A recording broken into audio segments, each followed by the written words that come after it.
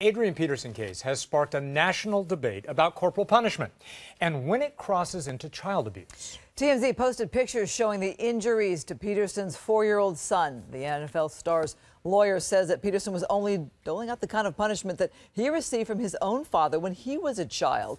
Joining us now to talk about physical punishments and how they can affect kids is Dr. Lauren Crosby from Lapeer Pediatrics. Adrian Peterson talking today about his father, especially one story where the father hit him at school in front of friends. You say that really puts it over the top. It does. Humiliation, cruelty. I don't think that anyone really is going to think that's okay. You know, I know Adrian's now saying that it forged him to become a successful man. First of all, I mean, genetically, he had a lot of athletes in the family, and I can't say that because he was beaten, he's become successful. I just couldn't draw that connection. I just don't buy it. Well, neither can he, for that matter, because we will never know. Nobody can, right? Yeah. Nobody can, and nobody would know. But I mean, the bottom line is, if you're beating your kid, and let's take his case. It's a 4-year-old, and we see the pictures. The visible marks. Visible marks. We see broken skin. Right. You know, I mean, you can't do that. I know they're going to say that's corporal punishment. It's okay. We do it in the South, and many states have not made it illegal to do that. Schools, in fact, in Texas, schools, where it happened, as long as it doesn't require medical treatment, right, it's okay. What they say, it's okay. But I don't think everyone agrees with that. There's a lot of people don't agree with that. The outcome from doing something like this. Yeah, talk about that. You know, long term though too. I mean, maybe in the short term they say, well, it might work. Like the kid might not push his brother off a video game. I mean, that's what this incident was about. He just pushed his brother. I mean, what's he going to do to the kid if he does something really bad? And I know it's easy for us to discuss Adrian Peterson and that case. Right. But what we really need to do is talk about everybody else.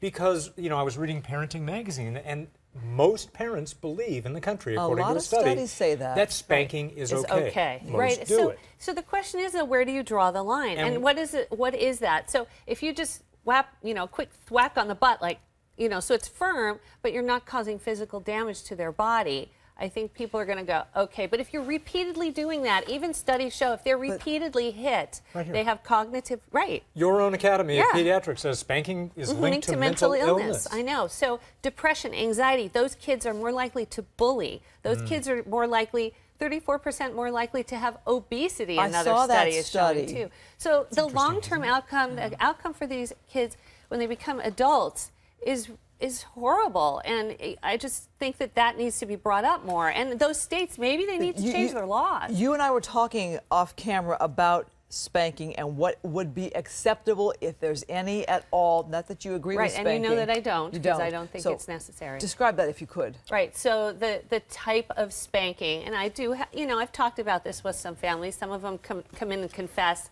I've done this, what do you think? Confess. You know, like confess, because they feel bad. Right. I mean, you know, it depends where you live. In California, people look at it a lot differently than they do in Texas. So, you know, I have had people who do a whack on the butt, and with the clothes on, open hand clothes on, whack, firm, and feel like, you know, I feel like it's my right as a parent to be able to do that. But I don't think it's a right, you know, it becomes cruelty. I mean, you're leaving marks, you're lashing your kid. I mean, it looked out of control. Well, then, what did the study refer to?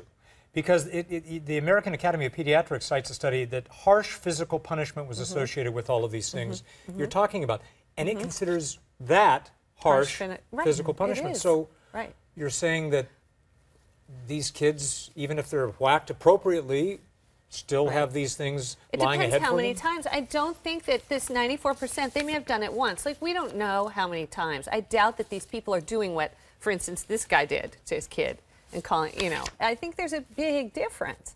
So it depends how hard, how much, and I think each case is different too. But I mean, if you see someone whacking their dog the way this 4-year-old was whacked, you're going to call the cops. I mean, no one's going to want to, it's animal cruelty.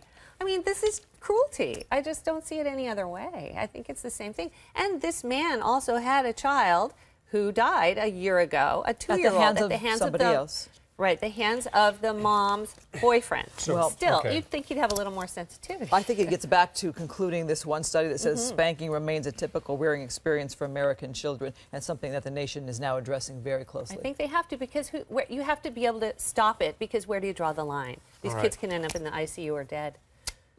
Wow. Last word from Dr. True. Crosby. Doctor, thanks very much.